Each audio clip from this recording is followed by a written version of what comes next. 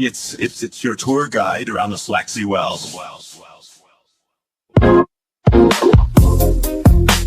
Outlaw the tour bus, so let's go. Wednesday and Sunday out when you can take the tour. Hop on now, we starting out. Texas land, the Panthers shout. Tigers roar in deserts drought. What's that whisper? Ain't no doubt. Next to Boot got Jags to see. More tigers prowling, making others flee. Arkansas, a quick short spree. Golden Lions, they run free. Hop on the tour bus, so let's go. Wednesday and Sunday out when you can take the tour. We love the sip, so we raising cheers. Delta doubles fueling fears. Braves and Tigers through the years. Echo loud in crowded spheres. Swing through Bama, hear them call. Hornets buzzing, stand up tall. Bulldogs barking in the hall. Feel the rhythm break or fall. Sunshine State, we ending last. Rattlers creeping, moving fast. Join the chorus, make it blast. Cats past and future, hold it fast. SWAC stories on the stage. Every chapter turning page.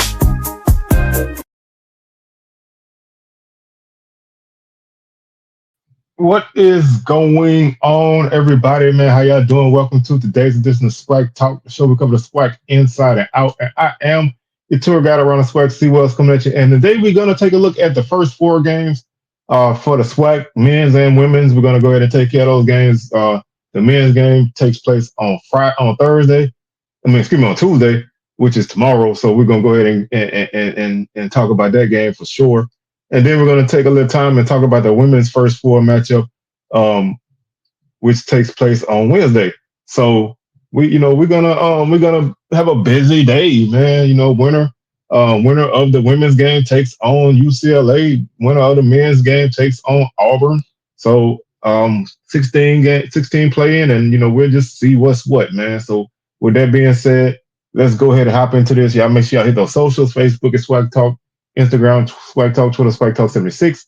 Don't forget to like, comment, share, and subscribe, and hit the notification bell to be alerted to any videos that I drop. So let's go ahead and jump to the men's side of things first. We're going to start it with that one since that game comes first this week.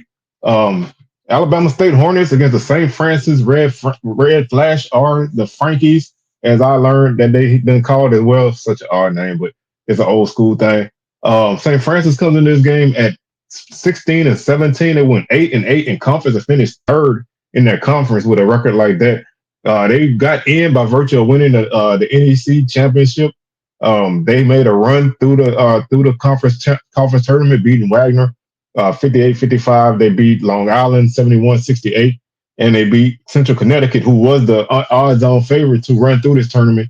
They beat them by 46-43. So they won all three of their games by 3 points apiece. So they had a ton of close, they had close games all the way through. Nothing dominant. They just survived and advanced all the way through, knocking off the number 1 and 2 seed along with the 6 seed. So they probably are playing some of their best basketball at this point. They're 8 and they're on a 6-game winning streak dating back to the end of the season. So they've been playing well. They've been a kind of streaky team, especially in conference play. When you look at what they've done in conference, they opened up on a 2-game losing streak. Then they won 2. Then they lost 2. Then they won 1. Then they lost 2. Then they closed out winning 2 in February. Then they went on another 2-game losing streak, and then they closed out the season on a 3-game winning streak, and now they're on a 6-game winning streak counting the tournament. So this is the hottest they've been all season. This is the longest winning streak they've had all season. So they're probably playing the best ball that they've played all year. And I had a chance to watch a couple of their games. I watched the Central Connecticut game and the Long Island game. There's nothing about this team that really jumps off the page at you. That's they're not a team that is gonna they're not a off the bus type of team. They're not gonna step in the gym and make you go, damn. These dudes is real. But they play solid basketball. They do have some shooters. They're not necessarily a up tempo team. They will run, but they're not necessarily a frantic pace team. They will get in the half court if necessary. And they do have a really good point guard in Riley Parker that leads this team. So they are kind of what you expect from a up north team. One of those small teams. They play. They're gonna run their offense. They're gonna run when they can. They're not really gonna trap and press, so they're not really gonna force a ton of turnovers. Um, and so they're gonna get it through offense in the half court when they need to. And they're not a very big team. When you look at some of the key guys on this team, um, they're similar SWAC height, so you're not gonna have to worry about getting overpowered by them. Chris Moncrief, he's a 6'6" guard. He's a junior. Um, Juan Cranford Jr. He's a freshman, 6'3". That's a kid I like a lot. He's one of those guys. He's a scorer. He can step back and bang a big three, but he can also get to the bucket. And like I said, he's a young guy, and he's from Dayton, so he's gonna be playing at home in this game. But I like him a lot. I like DeMar Kelly as well. He's a 6'5", 195 sophomore. Jeremy Clayville is another guard at 6', 165. Riley Parker is 6'2", 195. He's a junior. He runs the show.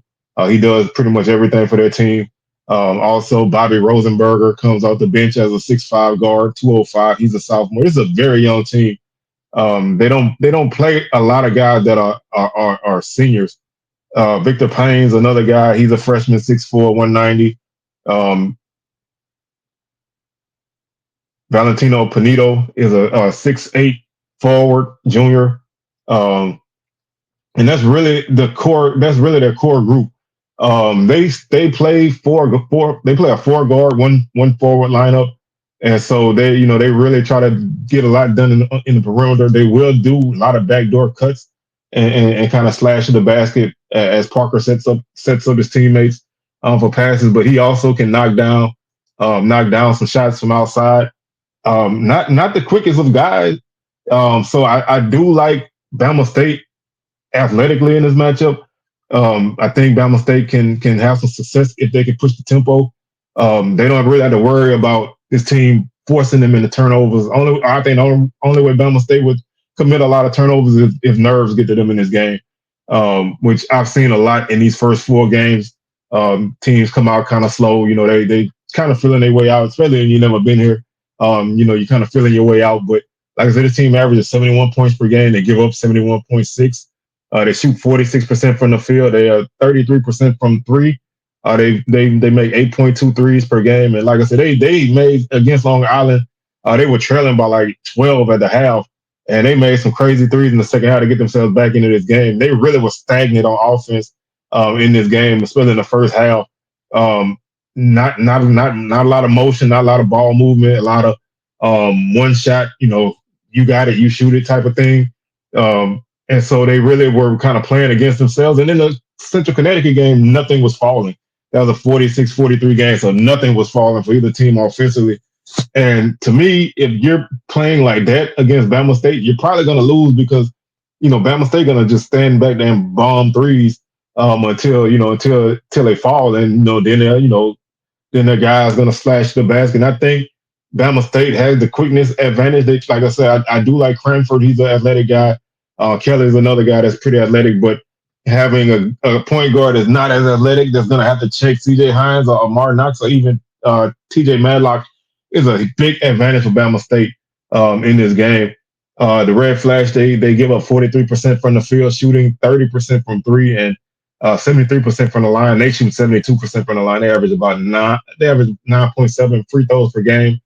The opponents average 12.2. They average 34 rebounds even. They give up 34.4. So they're not really a team that's just dominant on the board. They're pretty even against their opponents there. They average 14.2 assists. So they do move the ball around at times. Just those couple of games I saw, maybe because they were impactful tournament games, they really weren't as as giving with the ball, and they weren't really converting passes into assists. They give up 13.1 assists per game. They turn the ball over 12.9 times per game. They average about 12.5 points off of turnovers. They only force 11.2 turnovers per game. So for Bama State, that's good. Like I said, you're not going to have to worry about these guys putting a lot of pressure on you and forcing you into bad plays. That's not their style, and that plays directly into Bama State's hands because they don't turn the ball over. So I think that plays into their hands there. They give up 14.3 points per turnover. Bama State's like at 14.4, maybe 15 at this point. That's right up their alley. So, a lot of things are falling their way on paper. Red Flash average 6.3 steals per game. They give up 8. They block 2.4 shots per game, and they give up 2.9 blocks per game. And like I said, they're not a very big team, so they're not a team that's going to have a lot of rim protectors out there. Panito's probably the closest thing they had to a rim protector. He has 19 blocks on the season. Kelly has 18 blocks. He's the next one. And then after that, Rosenberger has 11. So, like I said, with no true big man, a lot of the work is done by their guards. And so, if you're Bama State, who plays a lot of guards, this is a good matchup for you, and then you can come off the bench with Ocon as a 7-footer to kind of be a change of pace and even just a disruptor in the and that should be a good thing as they're gonna want to pay attention to a big man out there, and that'll allow the guards to get to the basket. But Riley Parker, he averages 13.4 points per game, 3.5 rebounds per game. He has 111 assists, 28 steals, and 3 blocks. He plays about 31 minutes a game. They play about 7 or 8 guys consistently. All of the starters play about 27 minutes or better. Kelly's at 29.9. Cranford's at 27.6. Panito is at 27.7. Talbert, who was a starter, he got hurt early in the season. He was at 28.2 before he got hurt. And right now, Rosenberger is at 22.2. The guys who mainly are factors off the bench really are Clayville and Moncrief. They both play 17 minutes and 19 minutes respectively. Scanlon and Miles Webb are guys who probably going to come off the bench. Webb will. Scanlon's only played 1 game, so Webb is a guy that probably will come off the bench when they need foul trouble or something like that. Also, Victor Payne is in the same boat. Not really going to get a lot of burn, but they do have some guys who will fill in a pinch. They're pretty balanced scoring. Panito is at 10 points per game. Cranford is at 10 points per game. Rosenberger is at 8.5. And Kelly is at 8.2. Clayville is at 7.7. And Moncrief is at 6.1. They're led on the boards by Panito at 6.5 per game. Cranford's at 4.1. Rosenberger 3.7. Like I said, Parker at 3.5. Kelly at 3.3. When it comes to getting their hand on the ball and getting steals, that goes to Juan Cranford. Like I said, he's a young guy, so he's really going to be energetic out there and try to make some things happen and get the ball in transition and push it the other end for a quick fast break bucket. Their 3-point shooting, they're led by in terms of somebody with multiple attempts. Riley Parker is at 39%. He's 63 of 158. He's the top shooter. And also Jeremy Clayville is at 60 of 154 for 39% as well. Also Cranford, he shoots 37%, 53 of 140. Those are the 3 guys that are really going to take the bulk of the threes. Kelly is 36 of 116, that's 31%. And then Rosenberger is 27 of 114 for 23%. So those are the 5 guys when they're on the court, they're really going to let it fly. And you really have to look at Parker. He made some big threes against Long Island, and Cranford made a couple tough contested threes against Long Island as they made their comeback in the second half. Like I said, I think this is a team that when you look at them, and their conference numbers are a little bit lower. Parker and Panito are the only 2 guys who average double digits in conference play. Parker shot 39% from the 3-point line in conference play. Panito, he averaged 6.9 rebounds per game in conference play. So that number did drop some in conference play, as they kind of had an up and down season. Going 8-8 is the epitome of mediocrity. So they didn't really have a lot going for them, and the league was honestly pretty bad. Other than Central Connecticut, who was 14-2, going 8-8 and finishing third is a testament to a league that's not good.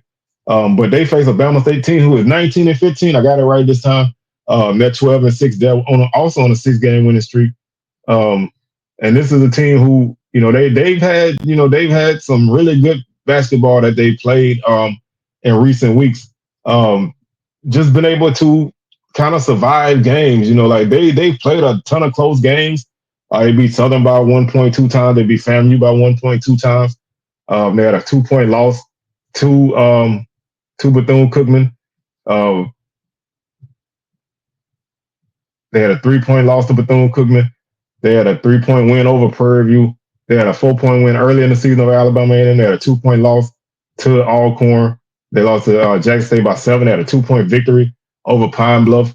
So they played a ton of close games, and they more often than not came out on top of those games because these guys are really unflappable. And then you get in a tournament at a 2-point win over Grambling and a 4-point win over Jackson State. And so the team is really, they're not really phased by a lot. And that's a good thing. I think especially in a game like this, nerves and just general kind of uneasiness and unorthodox things. So you're playing on a Tuesday, right after you played on Saturday against a team that you never seen play until Sunday. So there's a lot of uncertainty in a game like this. But I think Bama State statistically is the right team for a game like this. They don't turn the ball over. Like I said, they average about 8 turnovers a game. They have a lot of guys that can dribble the ball, handle the ball. They got a lot of guys that can actually run their offense.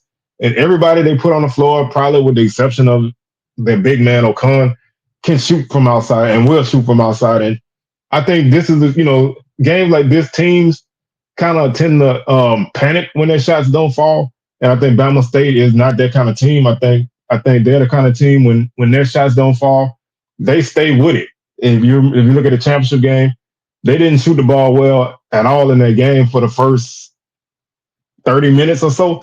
And then, as a couple of shots fell, more guys continue to shoot.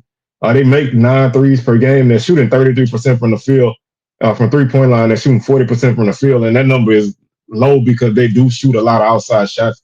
They've taken 924 threes on the season, and they're shooting 69% from the free throw line, averaging 73 points per game. So they do like to get up and down the floor, giving up 72. Opponents are shooting 33% from the 3-point line as well, and 43% from the field, 69% from the line for their opponents. Hornets average 36.2 rebounds per game. They give up 39.6. So they aren't really, the way they're built, they're not really a strong rebounding team. So they can't get rebounds, but their leading guy is TJ Madlock as a rebounder, and that's basically one of your point guards. So he's a guy who can kind of combo guard type of guy, can do a little bit of everything. So he's gonna definitely always end up with 6 or 7, 8 rebounds in a game, especially if it's a game where a team is shooting a lot of outside shots. He's gonna get those long rebounds. And they're going to run on those, and they're going to run on turnovers if they force them. They force 13 turnovers per game, so they don't really force a ton of turnovers. But when they do, they get 16 points per game off of those turnovers. And St. Francis turns the ball over a good bit. They give up 14.5 points off of turnovers, so that's right up Bama State's alley. The Hornets, they average 7.8 steals per game. They only give up 5.2. They average 11.8 assists. They give up 12.3. They block 2.9 shots per game, which is just about even at St. Francis. They give up 3.3, which is mainly because, like I said, this is a team that kind of has that all their guys are kind of similar built. Like Deontay Bass, he's 6'6", 205. Amar Knox is 6'3", 170. Michael Simpson is 6'2", 190. CJ Hines is 6'2", 185. Tyler Mack is 6'5", 185. Micah Octave is 6'5", 185. Sean Fulcher is 6 foot. TJ Madlock 6'3", 190. Just Stephen Walker is 6'10", 190, and then Abonga Khan is 7'1", 230. So they have a couple guys that have some height, but they're basically a team that's between 6 foot and 6'6", and that kind of aligns directly with St. Francis. But I do think Bama State is more athletic. I think their backcourt combo of Hines, Knox, and Madlock. And then you throw Simpson in there, or Octave, or even Tyler Mack, or Bass in that group. That group is a group that can score. Matt Hines shoots 38% from three. Knox shoots 31% from three, and he's had a couple of big games. He had a 27-point game against Southern earlier in the season. TJ Madlock, he shoots 29% from three, but he gets to the basket a lot. He shoots 42% from the line, from the field, 70% from the line.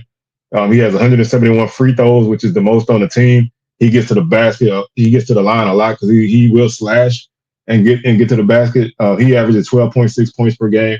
He leads the team with 7.2 rebounds per game. Hines averages 14.4. He was the tournament MVP. He had a 20-point game in the championship game. So you can always count on CJ Hines to hit some big buckets. He can get to the basket as well. He loves a Euro step. And get in the lane and lay it up. He has 82 assists. Knox has 84 assists. Madlock has 84 assists. Like I said, that's a three-headed monster, and any one of those three guys can handle the ball and run that offense. Knox leads the team with 57 steals, so he's the guy that's more a presence there. Of course, Walker has 26 blocks for the team, and Madlock has 10. Bass has 12. Like I said, a big man doesn't have a lot of blocks. He has 21 blocks, so he's right there with Walker, but he's more of a guy to come off the bench and kind of change and pace things. He averages about 14 minutes, so not going to get a lot of burn. They play a lot of guys, but their starters do get heavy minutes, and when you have three guys who are interchangeable at certain positions, you're always probably going to have one of them on the floor at any given time. Madlock averages 30 minutes, Knox at 28.7, Hines at 29.6, Octave at 25.7, and then you have Simpson at 17.5, Walker at 18.4, Mack at 14, Bass at 13, Fulcher is at 10.5, and like I said, Akon is at 14.5. So that they have a tight rotation, and they're not shy on shuffling guys in and out to kind of keep those guys there. But they, like I said, they will let it fly from three. They have four guys who attempted over 100 threes. And then you have Octave at 90, Bass at 80. Even Walker has 73 attempts from three. So they will let it fly. Like I said, the only guy who plays a lot as a guard that doesn't shoot a lot of threes is Fulcher. He has 25 attempts.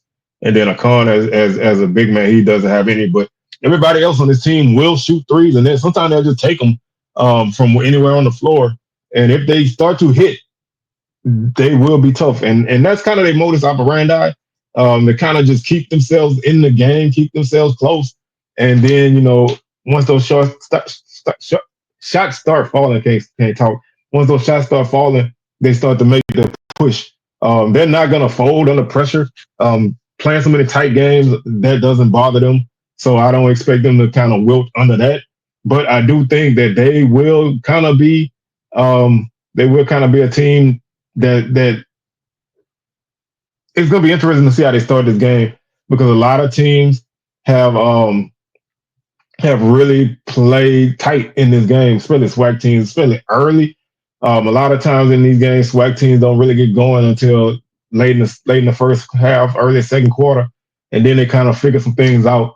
I think St. Francis is a team they're not great. They were good enough to win that tournament. They won 3 close games, so they're similar to Bama State in that way. But they have been inconsistent, and eventually that inconsistency is going to flash back up. And a game like this is probably the worst time for it to happen. But I do think that they can kind of make some things a little uncomfortable for Bama State. But I do think the Hornets have a good chance of winning this game, provided that they play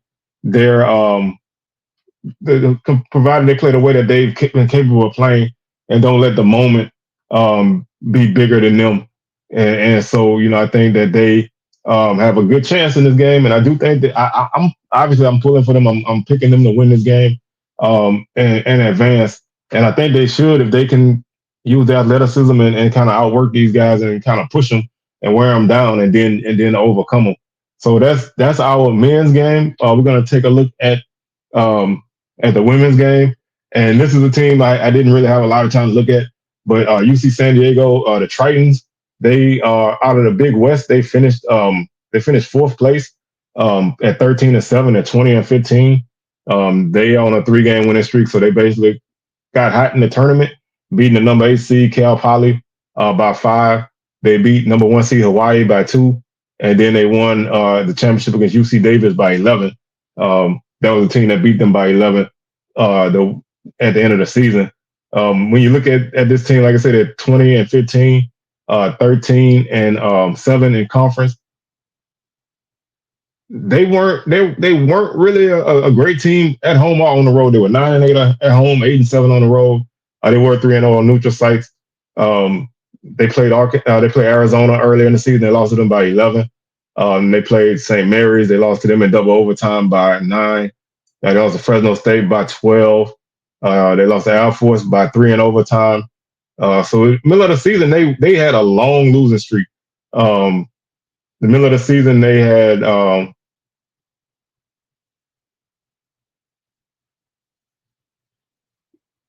they lost 8 games in a row. 7 of those were non-conference games. So they kind of like a SWAC team in that way. They played a few power teams and a few high major teams, and they didn't really get any wins there. They kind of started conference play off. They were 2 and 2-1 to start conference play. They played a couple games. They played 2 conference games early in the season in December. Then they jumped back into non-conference play where they kind of was able to kind of put together a couple wins. They beat California Baptist. They lost to Northern Kentucky, and then they beat LaSalle, and then they beat Life Pacific and Cal State Fullerton to kind of get conference play started back off on a good foot. And then they lost a couple games in a row in conference play before they won 4 games in a row. Then they lost 1, then they won 1, then they lost 1, then they won 1, then they won 2 in a row, 3 in a row before they lost to Hawaii by 5. Late in February, they beat Cal State Northridge by 14. They beat Fullerton by 17, and they beat Long Beach State by 31 before they lost to UC Davis to close out the season, and then they went on a run in a tournament. So they've been a streaky team. They've lost a lot of games in a row in the non-conference. Once they got in the conference, they put themselves in a pretty good position to pick up some wins. But they are a team who kind of like a March team. They don't have a lot of big wins under their belt, but they did what they needed to do to get in the tournament as a 4 seed in their conference. When you look at some of their key players, let's take a look. This is honestly one of my first times really looking at this team. So y'all are traveling with me to kind of figure out these women. They average 64.1 points per game. They give up 58, so they are a pretty good defensive team. They shoot 38% from the field. They allow 37% shooting. They shoot 29% from 3. They've taken 719 threes. They make 6 per game. Opponents make 6.5. They're shooting 28%. They shoot 69% from the line. They average 11.1 free throws per game. Opponents 10.5 per game. They shoot 68%. They average 37.3 rebounds per game. They give up 38.8. So they've lost a lot of rebounding battles during the season. They average 11.5 assists. They give up 12.5 assists. They average 14.8 turnovers per game. They do a great job of turning teams over. That's probably their strength. They force 20.1 turnovers per game. They get 19, almost 20 points per game off of turnovers, and they average 11.3 steals. They only give up 6.8. So they do a decent job of protecting the ball, and they do a great job of getting their hands on the ball. They average 2.9 blocks per game. They give up 3 blocks per game. When you look at some of their key players, Sumaya Sugapong, she leads the team with 14.7 points per game. She also averages 4.2 rebounds per game, 126 assists. She has 88 steals and 11 blocks. She shoots 34% from the field and 26% from three, 37 of 141. Um, so like I said, she's a very, very valuable member of this team. You're gonna really see her make a lot of plays for this team. Um, she's a 5'7" guard. She's a sophomore, so she's relatively young, but she's been making some things happen for them. Also, when you look at Sabrina Ma, she averages 10.1 points per game. She's the only other double-digit scorer for them. She's at 33.8 rebounds per game, 52 assists, 66 steals, 20 blocks. She shoots 35% from three. She's the team's leading three-point shooter. She's 73 of 208. She shoots 36% from the field, 78 from the line. Gracie Galagos averages 9.5 points per game. She's at 5.4 rebounds per game. She has 68 assists, 48 steals, and 21 blocks. She leads the team in blocks. She shoots 39% from the field, 25% from three, 72% from the line. Also, Erin Condren, she's at 8.3 points per game. She shoots 54% from the field, 27% from three, 66% from the line. She averages 4.8 rebounds per game. She has 8 assists, 16 steals, and nine blocks. Also, Kiana Spriggs, she at 7.9 points per game. She leads the team at 7.1 rebounds per game. She has 25 assists, 41 steals, 20 blocks. She shoots 52% from the field. She doesn't have a 3-point attempt this season, and she shoots 58% from the line. Also, the only other really serious scorer is Parker Montgomery. She's at 7.2 points per game, 2.8 rebounds per game. Looking at kind of where this team is size wise, Grace Talbot is 5'7". She's a junior. Erin Condren, she's a 6'4" center / power forward. She's a sophomore. Sabrina Ma is a 5'10" guard. She's a junior. Gracie Galagos is a 6'1" guard. She's a redshirt sophomore. Kayana Spriggs is a 6'2" forward. She's a senior. Parker Montgomery is a 5'7" guard. She's a grad student transfer. Well, she's a grad student there. So they don't really, they're not really a super tall team in the post, but they have some good sized guards.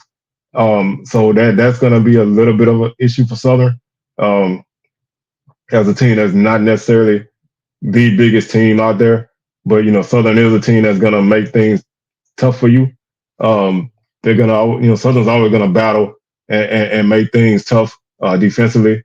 And I think this is going to be a good defensive matchup. Both teams like to get their hands on the ball. Both teams, force a lot of turnovers. I'm not really sure on how this team is tempo wise. Southern is obviously a team that loves to push the tempo, even though they don't score a lot of points. They will push the tempo a lot. This team plays. They don't play a lot of players. They really get a lot of minutes from their starters. They have 2 starters averaging over 32 minutes per game. They have another one at 31. So they do get a lot of time out of their starters. That could be important if you can kind of wear them down. Their top bench player is at 18.4 minutes per game. She's only played in 21 games. So I'm trying to see when the last game she played in. She missed a good chunk of time in the middle of the season, but she came back for the tournament. So she's getting some good minutes there. That's Erin Condren. They also get 16.8 minutes per game from Janae Mahan and Nikki Polocek. She averages 14.5 points minutes per game, and Ari Bitakati, she averages 11.1 minutes per game.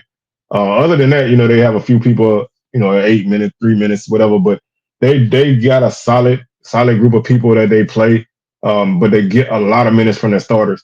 And so this is going to be an interesting game to me, because Southern is a defensive team. They press, they trap. They're 20-14, 15-3 in conference, won a regular season in SWAC, won the tournament. Obviously, they don't have they didn't really have a great non-conference, with no D1 wins in non-conference play.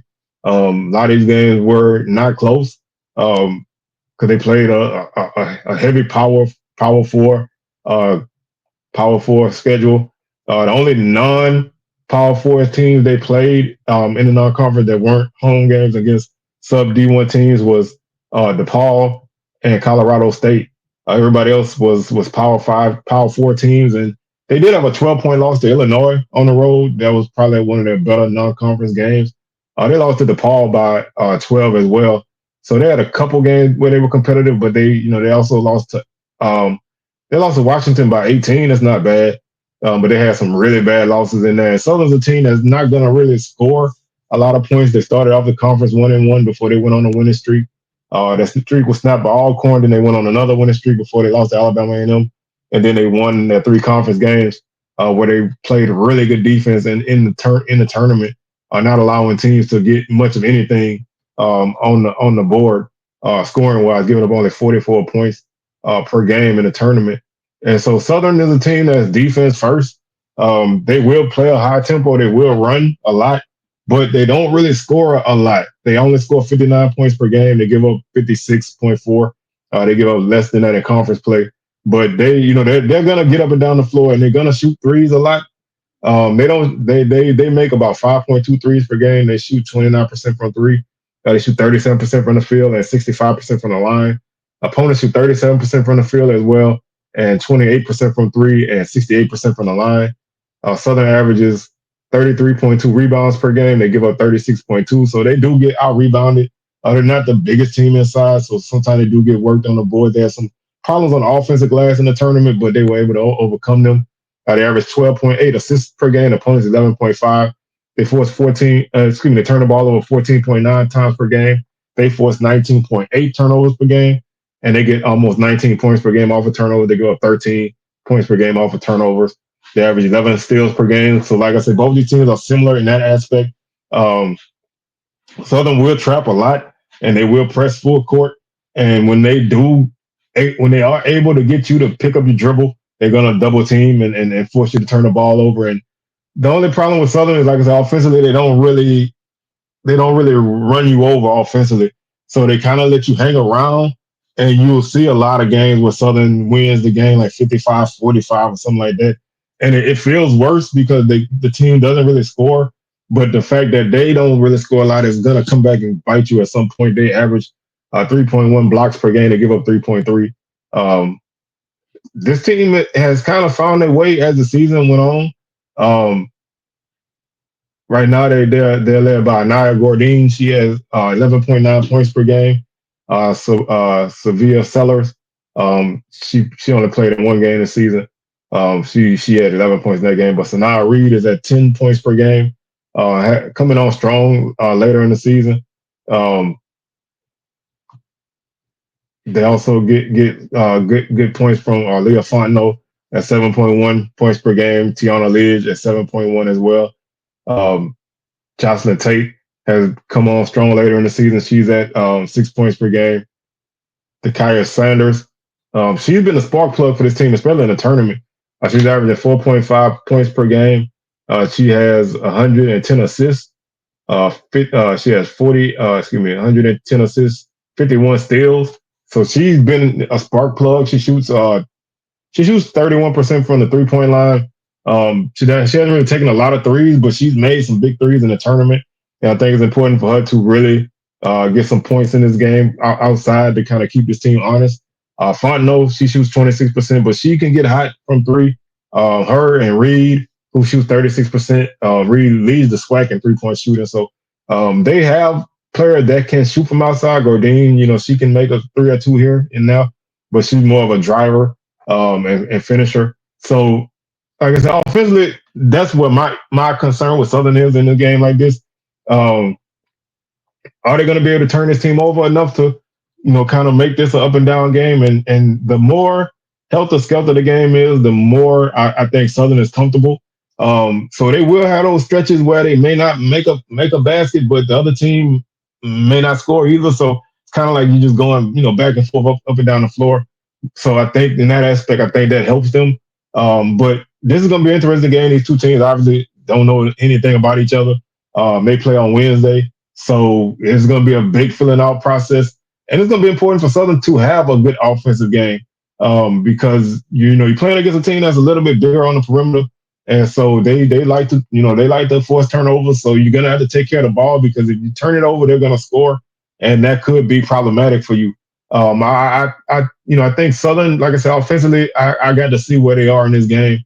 If there's anything that kind of makes me hesitant is that that they don't really have a lot of great offensive games. Now they did score over 60 points in 2 out of their 3 tournament games, so that's a good sign.